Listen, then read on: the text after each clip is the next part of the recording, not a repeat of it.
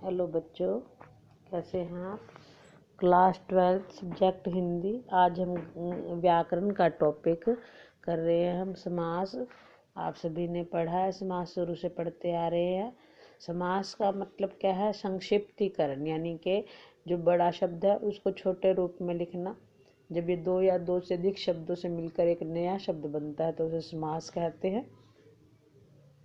हिंदी में कम से कम शब्दों में अधिक से अधिक अर्थ प्रकट किया जाता है। जैसे है रसोई के लिए घर, हम रसोई घर कहते हैं। राजा का पुत्र है जो, हम उसको राजपुत्र कहते हैं। हथकड़ी यानी कि हाथ के लिए कड़ी। नील और कमल, नील कमल। इस प्रकार से समास के नियमों से निर्मित शब्द सामासिक शब्द कहलाता है। इसे समस्त पद भी कहते हैं। इसमें जो प्रसर्ग होते हैं, विभक्तियां होती हैं, वो लुप्त हो जाती हैं। समास का विग्रह करते हैं हम। बीच के संबंधों को स्पष्ट करना समास का विग्रह कहलाता है। जैसे राजपुत्र, राजा का पुत्र। इसमें दो पद होते हैं, पूर्व पद और उत्तर पद। पहले पद को पूर्व पद कहते हैं और दूसरे पद को उत्तर पद कहते हैं। जैसे गंगा जल में गंगा पूर्व पद और जल उत्तर पद। तो इसके भेद पढ़ रहे हैं हम। अव्यय 6 भेद हैं इसके। सबसे पहले हम अव्यय भाव समास करेंगे। इसमें प्रथम पद अव्यय होता है, यानी कि क्रिया विशेषण का कार्य करता है, इसलिए इसे अव्यय भाव समास कहते हैं। यह जो अव्यय पद है, इसका लिंग वचन कारक के कारण इसका रूप नहीं बदलता, वो एक जैसा रहता है। यदि एक शब्द की पुनरावृत्ति हो और दोनों शब्द मिलकर अव्यय की तरह प्रयोग हो, वहां पर भी अव्यय भाव समास होता है। जैसे यथाशक्ति है, शक्ति के अनुसार। यथा कर्म, कर्म के अनुसार। प्रतिदिन, प्रत्येक दिन। प्रतिवर्ष, हर वर्ष। आजन, जन्म से लेकर। धड़ाधड़, धड़ धड़ की आवाज के साथ। इस प्रकार से यह अव्यय भाव समास है। नेक्स्ट है तत्पुरुष समास।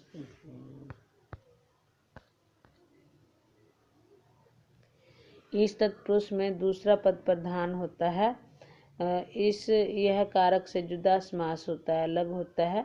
इसमें पता चलता है कि विग्रह में जो प्रकट होता है उसी कारक वाला ही वो समास होता है।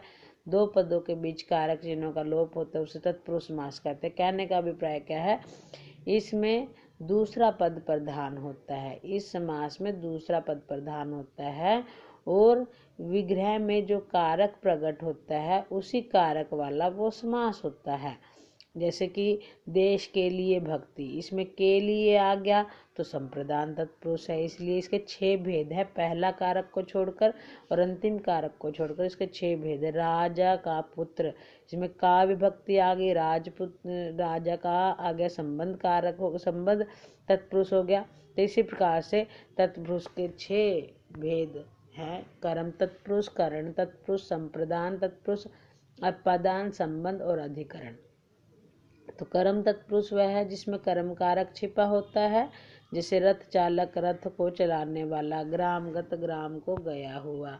इसी प्रकार कर्ण तत्पुरुष है जहाँ पर कर्ण कारक का बोध होता है, जिसे से या के द्वारा होता है, तो वहाँ पर कर्ण कारक होता है। स्वरचित, स्व द्वारा रचित।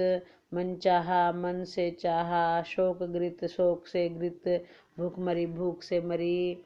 इस प्रकार जो है यह कर्ण तत्पुरुष है। संप्रदान तत्पुरुष है, इनमें दो पदों के बीच में संप्रदान कारक छिपा होता है। के लिए विभक्ति का प्रयोग होता है।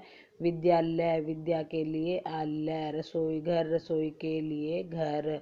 विश्राम गृह, विश्राम के लिए गृह। गुरु दक्षिणा, गुरु के लिए दक्षिणा। देशभक्ति, देश के लिए भक्ति।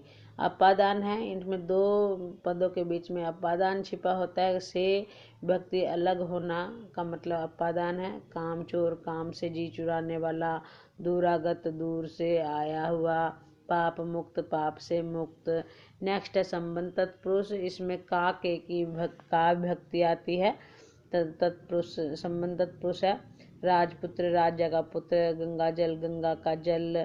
लोकतंत्र, लोक का तंत्र। देव पूजा, देव की पूजा। जल धारा, जल की धारा। इस प्रकार से संबंध तत्पुरुष है। अधिकरण तत्पुरुष में अधिकरण कारक होता है। में और पर विभक्ति आती है। इसमें वनवास, वन में वास। कार्य कुशल, कार्य कुशल। दानवीर, दान देने में वीर। जलमग्न, जल में मग्न, सिर दर्द, सिर में दर्द। इस प्रकार से नेक्स्ट है हमारा थर्ड है जो समास कर्मधारय समास होता है। इसमें दोनों पदों में ही विशेष्य विशेषण का संबंध और उपमेय उपमान का संबंध होता है, उसे कर्मधारय समास कहते हैं। मतलब एक जो शब्द है, एक पद है, दूसरे पद की विशेषता बताता है। जैसे हम विशेषण करते हैं, चरण कमल, कमल के समान चरण, नील गगन, नीला है जो गगन, चंद्रमुख, चंद्र जैसा मुख। इस प्रकार से ये कर्मधारय समास है। धन्यवाद बच्चों। बाकी समास अब हम कल पढ़ेंगे, आपको ये अच्छे से याद करने हैं।